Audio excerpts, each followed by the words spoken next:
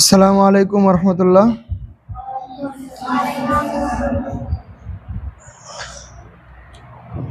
এখন তোমাদের কোরআন সাবজেক্ট আমাদের মাদ্রাসার মূল যে সেক্টর, মূল যে পড়ালেখা, কোরআন সাবজেক্ট, আমপারা সাবজেক্ট, কায়দা সাবজেক্ট। তো এই সাবজেক্টেরই ঘোষণা এখন আমি করব। এতক্ষণ যাবৎ জেনারেল ক্লাসের ফলাফল তোমরা জানতে পারছো। এখন ইনশাল্লাহ আমরা কোরআন নাজেরা বিভাগের ঘোষণা আমরা এবার শুনব। তো সর্বপ্রথম যারা কায়দা পরীক্ষা দিছে তাদের ঘোষণাটা আমি আগে করতেছি। আমাদের কায়দা পরীক্ষায় অংশগ্রহণ করেছে মোট 7 জন এবং 7 জনই উপস্থিত ছিলেন, 7 জনই পরীক্ষা দিতে পারছেন। এই 7 জনের মধ্য থেকে কায়দা পরীক্ষায় তৃতীয় স্থান অধিকার করেছে আমাদের মাদ্রাসার ছাত্র মোহাম্মদ ইয়াসিন। 350 থেকে 261 নাম্বার পেয়ে তৃতীয় স্থান অধিকার করেছে এবং দ্বিতীয় স্থান অধিকার করেছে 314 নাম্বার পেয়ে মোহাম্মদ জারিফ এবং প্রথম স্থান অধিকার করেছে 319 নাম্বার পেয়ে মোহাম্মদ সুলাইমান। এই হচ্ছে কায়দা বিভাগের রেজাল্ট। এখন আমপারা গ্রুপের রেজাল্ট প্রকাশ করব। আমপারা গ্রুপে মোট পরীক্ষা দিয়েছে 9 জন এবং 9 জন উপস্থিত ছিল। 9 জন উপস্থিত ছিল, 9 জনই পরীক্ষা দিয়েছেন। এর মধ্যে প্রথম স্থান অধিকার করেছে 340 নাম্বার পেয়ে মোহাম্মদ আলিফ ইসলাম। দ্বিতীয় স্থান অধিকার করেছে 339 নাম্বার পেয়ে মোহাম্মদ আদনান। তৃতীয় স্থান অধিকার করেছে 337 নাম্বার পেয়ে মোহাম্মদ তাওহিদ ইসলাম। এরপরে বাকি আছে চতুর্থ, 321 নাম্বার পেয়ে মাহাদি চতুর্থ। পঞ্চম 304 নাম্বার পেয়ে আব্দুল কাইয়ুম। এভাবে রেজাল্ট আছে। রেজাল্ট ইনশাল্লাহ তোমাদেরকে করা হবে, নোটিশ দেওয়া হবে, দেখবে ইনশাল্লাহ। এবং আমাদের নাজেরা বিভাগে কোরআন নাজেরা বিভাগে অংশগ্রহণ করেছে 4 জন। প্রথম স্থান অধিকার করেছে 329 নাম্বার পেয়ে মোহাম্মদ শাহজালাল। দ্বিতীয় স্থান অধিকার করেছে 313 নাম্বার পেয়ে মোহাম্মদ আরাফ। তৃতীয় স্থান অধিকার করেছে 310 নাম্বার পেয়ে মোহাম্মদ মুজাহিদ। চতুর্থ স্থান অধিকার করেছে মোহাম্মদ আবদুল্লাহ আউয়াল 279 নাম্বার পেয়ে।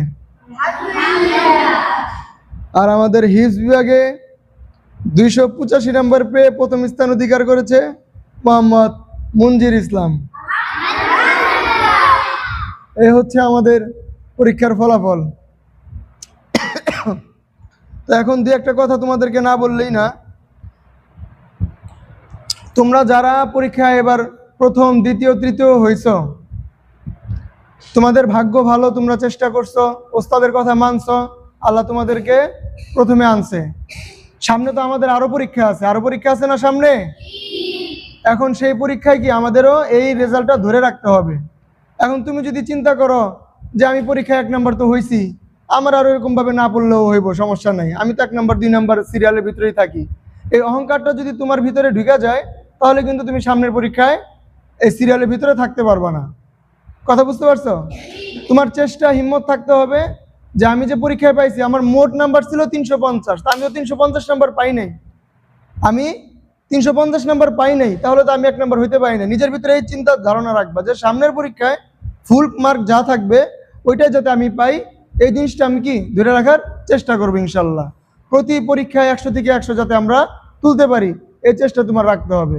এবং আমি যে আজকে 1 নাম্বার হয়েছি, সামনের পরীক্ষায় যাতে আর কেউ 1 নাম্বার না হইতে পারে, ওই চেষ্টা তোমার থাকতে হবে।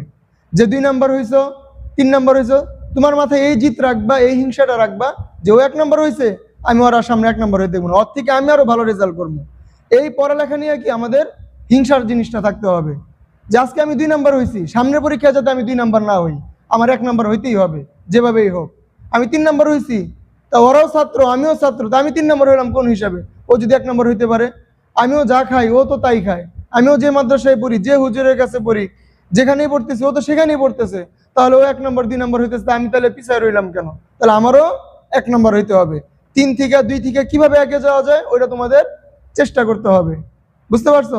আর যারা সিরিয়াল পাও নাই তারা যদি এখন ভাঙ্গা পড়ো, দূর আমার দ্বারা আর কিছু সম্ভব না, আমার দ্বারা মনে আর হইব না, এরকম যদি ভাঙ্গা পড়ো তাহলে মনে করো তোমরা এই পরীক্ষায় যা পাইছো সামনে পরীক্ষা তাও পাইবা না, সম্পূর্ণভাবে ফেল করবা। তো তোমাদের চেষ্টা রাখতে হবে যে এই পরীক্ষায় হয়তো আমার কোনো ঘাটতি ছিল যার কারণে কি আমি পিছিয়ে পড়ছি, তাহলে আমাদের হিম্মত রাখতে হবে যে সামনের পরীক্ষায় যাতে আমরা কি থাকতে পারি, 1 2 3 এর ভিতরে থাকতে পারি, 1 নম্বর থাকতে পারি, এই চেষ্টা তোমাদের থাকতে হবে। যারা 1 2 3 হয়েছে তারা হিম্মত রাখবা যাতে তোমাদেরকে পিছনে কেউ ফালাইতে না পারে। আর যারা সিরিয়াল পাও নাই, 1 2 3 হইতে পারো নাই, 4 4 5 6 হয়েছো, তারা এই চেষ্টা করবা যাতে যারা 1 2 3 হয়েছে তাদের থেকে যাতে আমাদের রেজাল্ট আরো ভালো থাকে। এইভাবে পড়ালেখা নিয়ে প্রতিযোগিতা শুরু করবা, হিংসা শুরু করবা, যাতে ও আমার আগে কোনোভাবেই থাকতে না পারে, যেভাবেই হোক ওদেরকে আমার পিছনে ফেলে আমার আগে যেতে হবে। কথা বুঝতে পারছো? এই হিম্মত চেষ্টা যদি তোমরা সামনের পরীক্ষা পর্যন্ত যদি রাখতে পারো, আশা করি সবার পরীক্ষার রেজাল্ট ভালো হবে। এবং সবাইকে আমরা যখন আমরা অনুষ্ঠান করব তোমাদেরকে পুরস্কার দিব, সেই সময় দেখা গেছে সবাই যদি ভালো রেজাল্ট করতে পারো সবাইকে আমরা পুরস্কার দিব। কথা বুঝতে পারছো? তো এই জন্য সবাই চেষ্টা রাখবা যাতে পরীক্ষায় সামনের পরীক্ষা পর্যন্ত ভালোভাবে পড়বা এবং সামনের পরীক্ষা যাতে আমরা ফুল মার্ক অর্জন করতে পারি, বুঝতে পারছো? এই চেষ্টা যদি রাখো ইনশাল্লাহ অবশ্যই তোমরা ভালো রেজাল্ট করতে পারবা।